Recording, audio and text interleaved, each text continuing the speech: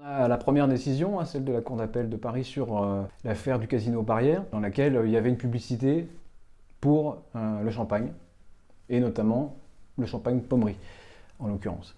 Pourquoi ces affaires? Pourquoi celle-ci en particulier? Alors, c'était souvent, on est alerté par les gens qui nous connaissent et qui adhèrent à la NPA, nos partenaires aussi, le ministère de la Santé, parfois.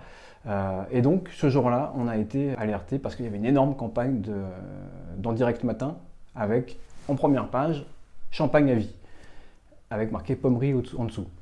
Donc voilà, le choc.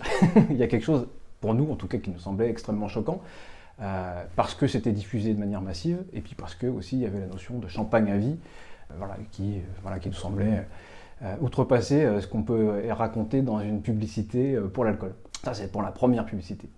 Première instance, on perd sur cette affaire. Le juge estime que tout ça n'est pas de la publicité pour l'alcool, mais que c'est de la publicité en gros pour le casino. Et donc on perd sur tout, mais vraiment sur tout, et on nous inflige en plus des articles 700 assez conséquents. Donc on a perdu sur toute la ligne.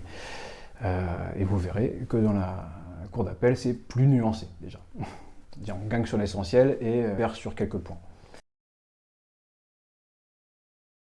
Alors, sur la première affaire, l'affaire Pommery Casino, on peut dire qu'on est satisfait, en tout cas davantage qu'en première instance, puisque en première instance on avait tout perdu. Là, on gagne sur certains points, et on gagne sur le fait qu'effectivement, le juge reconnaît que ce visuel qui est publié sur un journal gratuit est bien une publicité, même si c'est pas un alcoolier qui l'émet, et que c'est le casino qui l'émet. Alors, on est satisfait parce qu'on a une décision qui sanctionne les publicités émises, une partie en tout cas. Et elle sanctionne notamment le visuel avec les jetons de casino, en faisant le lien avec le jeu, en disant qu'une publicité alcool ne doit pas comprendre des éléments relatifs au jeu, à l'univers du casino, et à l'univers qui entoure le jeu dans un casino. Voilà. Alors elle se prononce assez peu, ou pas du tout même, sur l'aspect champagne à vie. En revanche, et ça c'est dommage, elle se prononce également sur les visuels qui sont diffusés sur Facebook, puisque la campagne était globalement relayée sur Facebook, le Facebook du casino, puisque ce visuel était également accompagné d'un jeu et qu'il fallait participer à ce jeu. Et donc, sur ces visuels, elle a reconnu l'illicéité de certains, mais pas d'autres. Certains, quand il y avait leur référence à la marque, à Pommery, là, elle a reconnu que c'était de la publicité alcool et que ça devait être sanctionné, et les autres, non.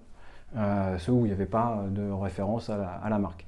Alors que pour nous, ça reste globalement une opération pour de l'alcool, que l'ensemble aurait dû être sanctionné. Voilà, là on est un peu déçu sur cet aspect-là, on est même carrément déçu, puisque c'est l'ensemble qui aurait dû être sanctionné, et pas seulement une partie à examiner pub par pub si c'était légal ou pas légal. Je pense qu'on aurait pu avoir un peu plus sur cet aspect-là. Et puis on a aussi perdu sur l'aspect jeu, puisqu'on avait aussi demandé au juge de sanctionner le fait que le jeu n'était pas une modalité, un support permis pour faire de la publicité alcool. Et là, le juge nous a déboutés. Voilà, autant elle s'est prononcée sur les éléments qui composent le jeu, mais pas sur l'aspect modalité interdite, l'aspect L3323-2, les supports. Donc là, c'était niette.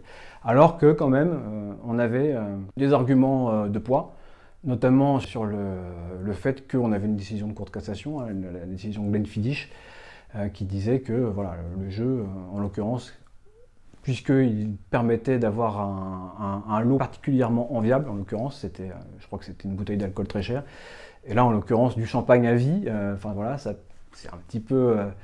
c'est un lot qui est quand même particulièrement incitatif à la consommation, on va dire, et peu compatible avec les enjeux de santé publique que défend la loi E20.